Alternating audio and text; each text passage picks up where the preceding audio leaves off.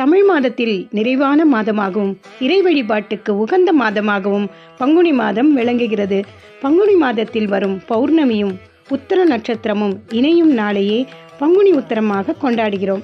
12 கரங்களை கொண்ட முருகப்பெருமானுக்குரிய விரத நாளாக பங்குனி உத்தரம் கொண்டாடப்படுகிறது. அந்த வகையில் நாளை, அதாவது மார்ச் 25ஆம் தேதி பங்குனி உத்தரம். பங்குனியில் எத்தனையோ விழாக்கள் வந்தாலும் பங்குனி உத்தரம் மிக சிறப்பு வாய்ந்ததாக கருதப்படுகிறது. ஏன் தெரியுமா? மாதத்தில் 12ஆக பங்குனியும் நட்சத்திரத்தில் 12ஆக உத்தரமும் வருவதுதான் பங்குனி உத்தரத்தின் சிறப்பு. ஆனால் இந்த ஆண்டு மற்றொரு சிறப்பும் இணைந்து வருகிறது. பங்குனி உத்திரம் பங்குனி 12ஆம் தேதி அன்று வருகிறது. அனைத்தும் 12 என வருவது மிகவும் விசேஷம்தானே.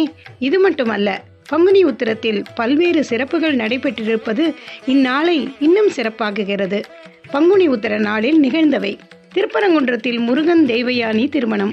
மகாலட்சுமி இந்நாளில் விரதம் இருந்து மகாவிஷ்ணுவின் திருமார்பில் இடம் பிடித்தாள்.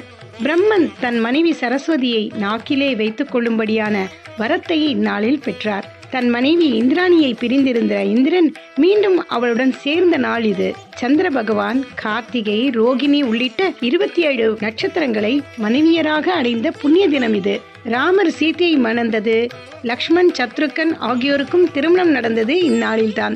இமவான் தன் மகள் பார்வதியை சிவனுக்கு திருமணம் செய்து தேர்ந்தெடுத்ததும் இந்த நன்னாளில்தான். ஸ்ரீவில்லிபுத்தூர் ஆண்டாள், ரங்கமன்னார் திருமணம் நடந்தது இந்த நாளில்தான். பங்குனி உத்தரத்தில்தான் தர்மசாஸ்தாவான சபரிமலை ஐயப்பன் பிறந்தார். இந்த நாளில்தான் இடும்பன் மூலம் காவடி தூக்கும் பழக்கம் ஆரம்பித்தது. அர்ஜுனன் பிறந்தது பங்குனி உத்தரத்தில்தான். சுந்தரமூர்த்தி நாயனாருக்கு மணக்கோலத்தில் பரமன் காட்சி தந்தது.